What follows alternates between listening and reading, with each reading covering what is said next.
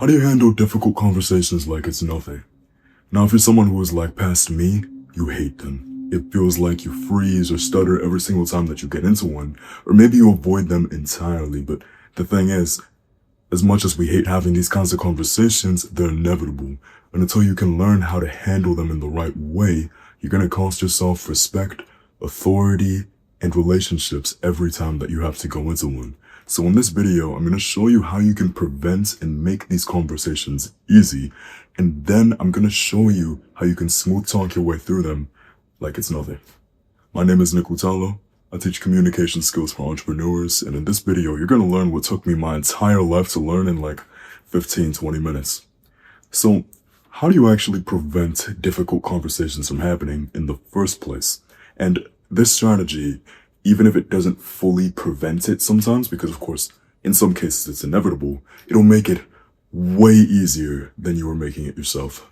Now, if you're someone who would seek out a video like this on how to handle difficult conversations, I imagine that it would be a good guess for me to say that you're maybe non-confrontational. You don't like handling confrontation, which is fine.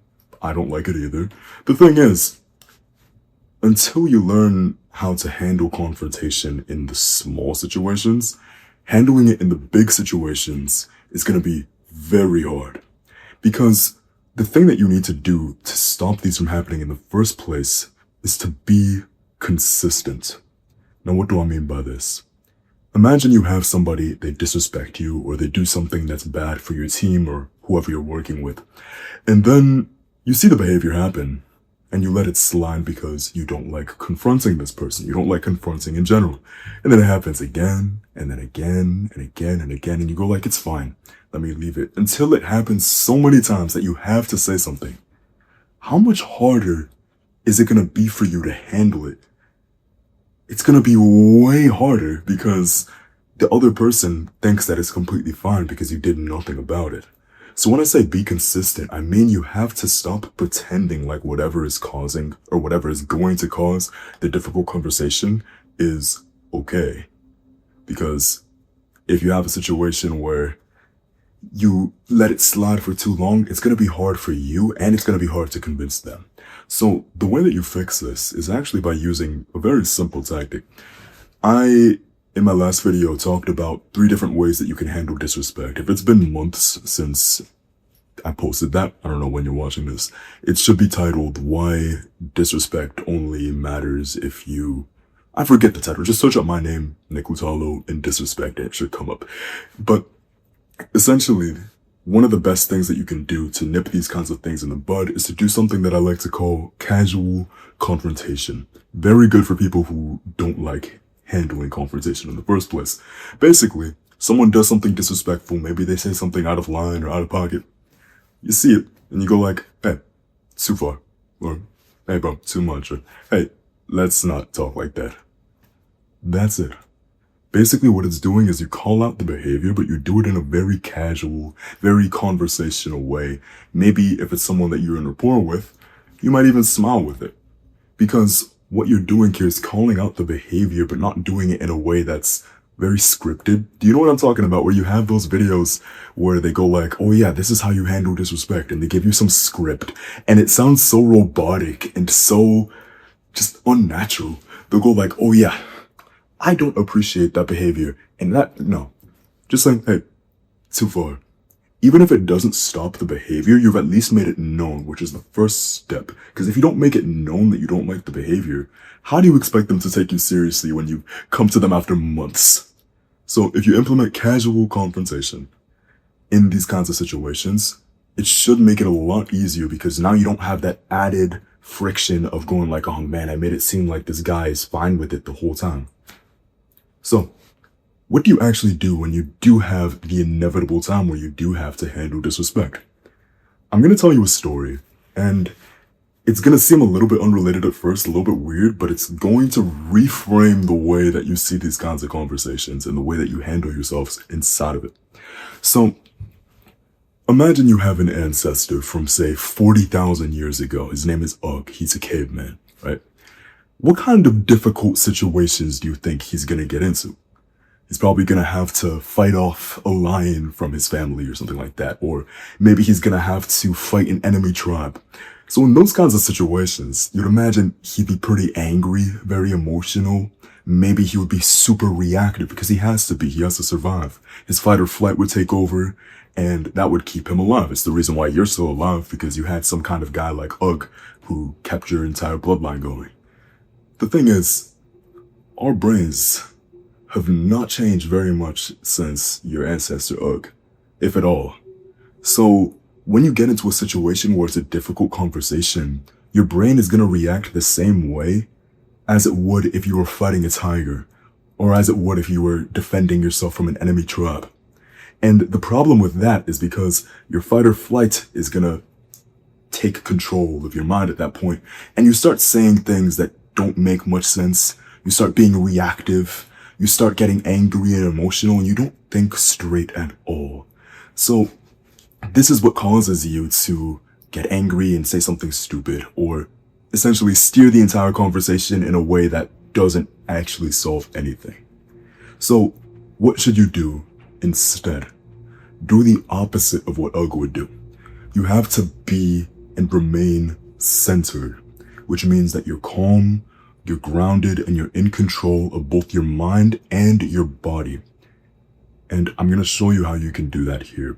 Because what it's going to do for you is, one, it's going to make it so that you're non-reactive.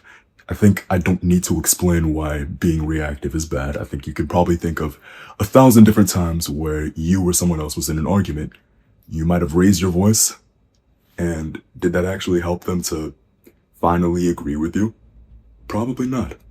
So in this situation, you remaining calm and non-reactive helps you to be able to think of better things to say, and it also makes it so that the other person is more likely to actually calm down themselves. And I'm even going to give you a specific tip that you can use to calm people down in these kinds of situations that you probably haven't heard of before. So here, the way that you remain centered, because first we got to focus on calming ourselves down before we can calm anybody else down. So I'm going to give you one way to calm your mind and one way to calm your body down. For your mind, one thing that you can do is practice mindfulness meditation every single day. And that's going to sound crazy. It's like, oh man, I got to do it every single day. Just for 3 to 5 minutes every single morning. I'm sure you have 3 to 5 minutes. If you don't have 3 to 5 minutes, I don't know what to tell you. But all you have to do is sit down in a quiet place, close your eyes, and focus on your breathing. What that's going to do for you is you're going to have times where your mind wanders off. And that's the whole point. You want your mind to wander off so you can bring it back to focusing on your breathing. Now, in a practical situation, what you're doing is that you're training yourself for these situations where you're going to have all kinds of crazy thoughts popping up in your head because it's a tense situation, it's high stakes, or there's someone shouting at you. Instead, you can feel those thoughts come and you can just push them to the side like it's nothing. And it makes it so much easier for you to keep your cool, think clearly, and control yourself in that kind of situation. Now, we can't just focus on the mind. We also got to focus on the body. What do you do with your body in this situation? The best thing, there's a lot of different things that you can do, but one of the most effective tactics is to control your breathing. If you focus on the way you're breathing right now, you're probably not breathing the most optimal way for you to be able to handle a situation like this. Like, actually watch yourself. Are you breathing in a way where it's going up towards your chest and it's shallow? Or are you breathing deeply into your diaphragm, into your stomach? Be honest with yourself. Because if you breathe into your stomach instead of up here, and you take full deep breaths, especially in these kinds of situations, and you're deliberate about it, what it's going to do is that it's going to signal to your body that you're actually safe. If you think about it, think back to Ugg. If he's in a situation where he's about to fight a lion, he's going to be hyperventilating because he has to. He's got to fill his brain up with oxygen to go and fight this thing. But if he's calm, you're taking deep breaths, filling yourself up with oxygen, your brain goes like, okay, we're actually not in danger. This isn't a life or death situation, even though it might have, on the surface, felt like it. And then from there, both your mind and your body are working together to keep you calm in this situation. And it'll make it so much easier for you to control yourself and also to calm the other person down. You also want to make sure you're in control of your body language too. You want to make sure that your movements are also aligned with the way that you're thinking and the way that you're feeling. So you want to have slower body language movements, more deliberate movements instead of the anxious, fast, reactive kind of movements. On top of that, pairing all three of those aspects, your body language, your mind, and your body in general, that will go such a long way in these kinds of situations. Now, I don't want to get too deep into body language. Just remember to keep it slow and to keep it controlled. But if you want to learn more about how to improve your body language and to control it and use it to your advantage in these kinds of higher stakes situations, I have a full free body language guide in my free school community. Top link in the description. That should help you out there if you need that help with that specific skill. Now, in terms of what you actually say to this person in this particular situation, what do you do? Because it might seem like it can be a minefield in these kinds of situations where if you say the wrong thing, you're screwed. Now, instead of giving you specific scripts to use, because I never saw that as helpful, I'm going to give you a framework, a mental framework that you can take anytime that you have to have a difficult conversation. And it's 4 words. Make them feel heard. If you do this, you'll be able to smooth talk your way through any kind of difficult conversation. It'll be so easy. Now, what you do in this situation to make them feel heard is you ask them questions, open-ended questions. Why is this effective? Because if you've ever been in an argument, imagine that you're saying all of the things that are the things that you believe in that specific moment, and the other person just goes like, okay, but anyway, whatever, and they just instantly respond with whatever their perspective is. That's frustrating, isn't it? And it makes you less likely to actually agree with them because you feel like they're not listening to you and they feel like you're not listening to them. That's what makes this so difficult in these situations. But when the other person feels like they're being heard, like you're actually listening to what they're saying, that makes them a lot more likely to hear you out too. So it's for their benefit, but it's also for your benefit. Make them feel heard isn't just a being like humble kind of thing where you're like, okay, let me just completely destroy whatever it is that I'm going to say. No. It helps both of you in this situation. Communication is not just about you. It's about the other person. So when you ask open-ended questions, you ask them about their perspective, why they think the way that they think, what caused them to think that argument or whatever it is, depending on the situation, it really depends. You get to learn more about their perspective, and then you can also even use that as fuel and ammunition to be able to rebut the argument or build off of it or whatever it is, depending on the context, so that you can steer the conversation towards a more productive solution. That's so much more powerful than you doing something like thinking of the perfect, best response you possibly can have in the world. So when you ask these open-ended questions and you make the other person feel heard, another thing that you can do, like I talked about before, I said that I was going to give you a tip to specifically calm people down. Here's that tip. I keep my promises. But essentially what it is you make them feel heard, but not just with the words that they say, but with their emotions and their tone of voice and the way that they talk. So you might not want to use this in a situation where the person has a problem directly with you. This is probably not going to work there. Or you probably could do it, but it wouldn't. You'd need to have done it a few times. But in a situation where, say, for example, someone's come to you, maybe they're complaining about a team member or something like that, and you're the leader of the team and you're trying to diffuse the situation. One thing that you can do is to meet them where they're at with that emotion and mirror them. Mirror the emotion, mirror the way that they're speaking, and even mirror the specific words that they use to describe their situation. What this is going to do is it's going to allow the other person to see that you're really hearing them out to the point that you're adopting the things that they're saying and the way that they're feeling.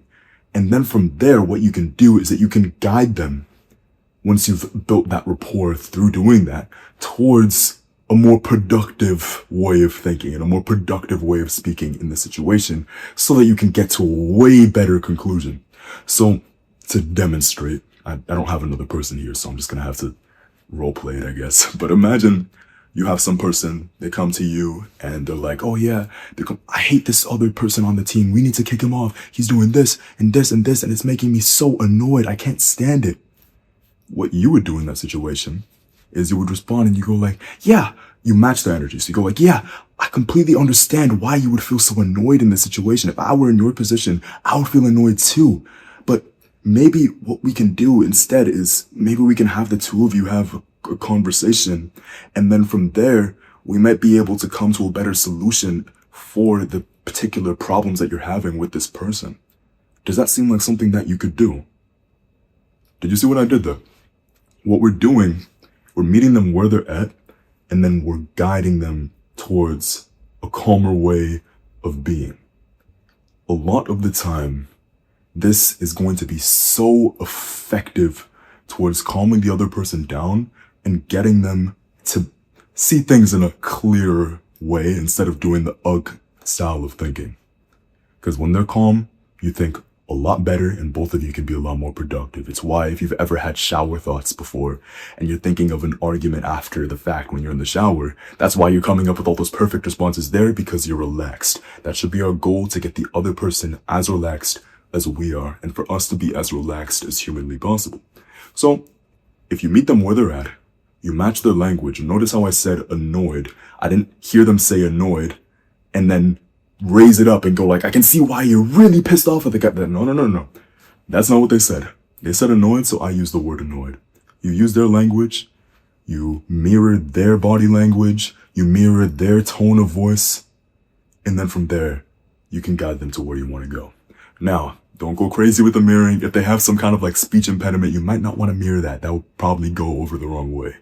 But this is a very powerful technique that you can use in these kinds of situations to diffuse it and make it so that you can come to a lot more of a productive conclusion. So if you implement all of these different tactics, where you stop thinking like UG, you remain calm, you nip the situation in the bud and you stay consistent to even prevent it from happening in the first place, and then from there, you hear the other person out, you make them feel heard, and you might even do that through using this technique of mirroring and then guiding them towards where you want them to go. I guarantee you'll be able to smooth talk your way through 90 to 99% of difficult conversations without an issue. I hope this was helpful. If you have trouble with speaking with authority in these kinds of high-stakes situations in your business, check out this video right here.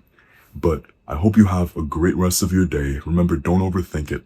You're a lot better at speaking than you think that you are. Have a good one.